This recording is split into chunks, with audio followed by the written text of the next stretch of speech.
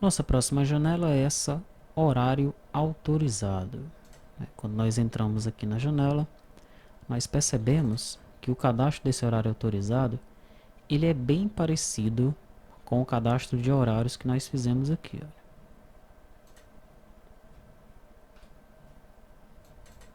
Sendo que aqui nós cadastramos um horário genérico, tá? E aqui no horário autorizado eu estou cadastrando o horário para determinado colaborador. Eu coloco então a data do horário, coloco o tipo, a carga horária, qual é o momento de fechamento daquele dia, as entradas e as saídas para aquele funcionário, tá? Para que serve essa tabela, essa janela aí? Se nós vermos aqui em ponto horário autorizado, e isso também está lá no levantamento de requisitos, está discutido no EAD, para você entender.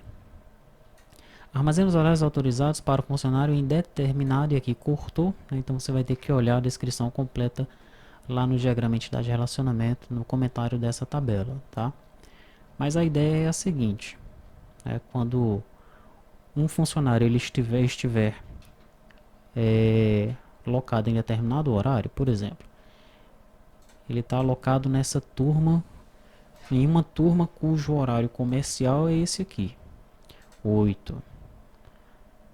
Entra 8, sai 12, entra 14, sai 18. Tá certo?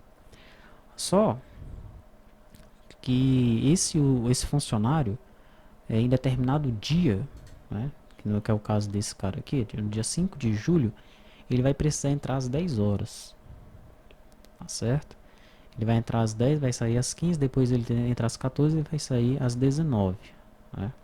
Inclusive isso aqui está errado. Se ele sair às 15, como é que ele vai entrar às 14? Né? Ele sai às 15. Ah não, é porque as entradas estão aqui. Tá? A gente pode até melhorar isso daqui. Todas as entradas estão primeiro e depois as saídas. Então olha, ele entra às 10, sai às 14. Aí ele passa uma hora fora, entra às 15 e sai às 19. Tá? É legal que fique entrada, saída, da mesma forma como nós estamos mostrando aqui na grid. Né? Fica melhor para o usuário entender. Tá, então veja, esse usuário, ou esse funcionário, o horário padrão dele é esse daqui, tá? Ele entra 8, sai 12, entra 14, sai 18. Mas no dia 5 de julho, ele vai precisar entrar às 10, sair às 15, sair às 14, depois entrar às 15, sair às 19. Então, isso deve ser previamente autorizado, né, para ele fazer um horário tão diferente do horário da escala e da turma dele, né, por algum problema que ele vai ter nesse dia, ele vai ter que entrar mais tarde. Isso tem que ser previamente autorizado, tá? E daí o sistema, no momento da batida, ele deve primeiro verificar se para aquele uso, para aquele funcionário, tem algum horário autorizado, né? E aí registrar, permitir a entrada do funcionário, tá?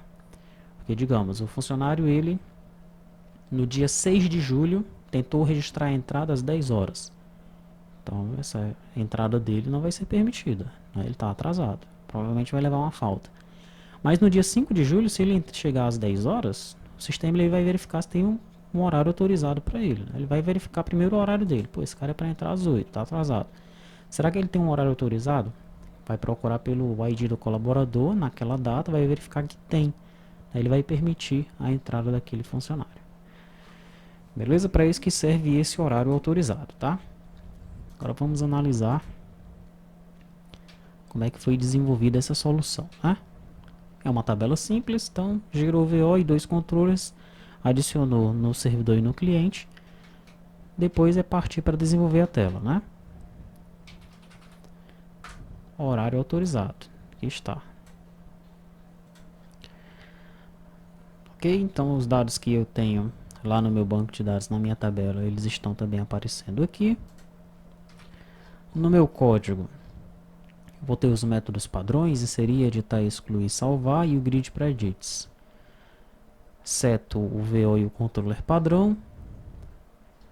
Utilizo do inserir, do alterar, do editar, do excluir e do salvar. E aqui o grid para edits, pego os dados que estão na grid e jogo nos edits. Tenho algum to-do aqui? Não tenho nenhum to-do explícito, né? Mas você já observou que está faltando um detalhe, né? Você deve ter observado isso. Quando eu chamo aqui o horário autorizado, F9, cadê o nome do colaborador? Tá? Não está aparecendo, evidentemente também não aparece aqui. Na minha consulta do servidor, né? Não está descendo apenas o ID do colaborador, tá? Não está descendo o nome dele, então fica aí para você implementar. Tá? Então observe que tem alguns todos que estão explícitos, tem outros que ficam implícitos para você perceber. Tá? Esse aqui eu já dei o toque que você tem que colocar aí o nome do colaborador. E aí você entendeu, né, qual é o objetivo dessa janela aqui. Isso já foi explicado. A utilização é bem simples. Né? Colaborador, data, tá? Dia 15. O cara pode abrir aqui.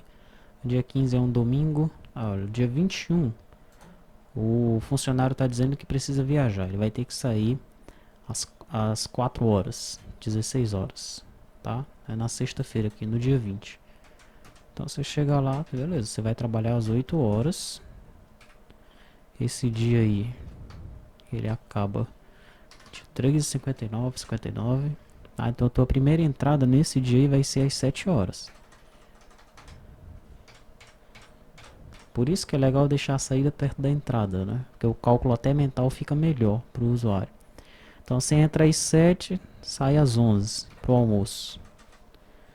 Você volta às 13 e sai às 16. Deu certo? 7 às 11. 8, 9, 10, 11. 4 horas. Volta às 13, 14, 15, 16. Não deu muito certo não. É interessante então, olha, já algo para a gente discutir, que existe uma opção aqui que vai calculando quantas horas estão dando realmente de trabalho aqui, para já mostrar aqui para quem está cadastrando isso. Né? E aí, tem 8 horas de trabalho aí? Para calcular mentalmente é ruim, né? É legal que tem uma opção para ir mostrando para o usuário. Tá? Cadastrei, já aparece aqui. Então nesse dia do dia 20 de julho, o funcionário está autorizado aí a entrar às 7 horas da manhã para trabalhar. Legal? Beleza, é para isso então que serve o nosso horário autorizado.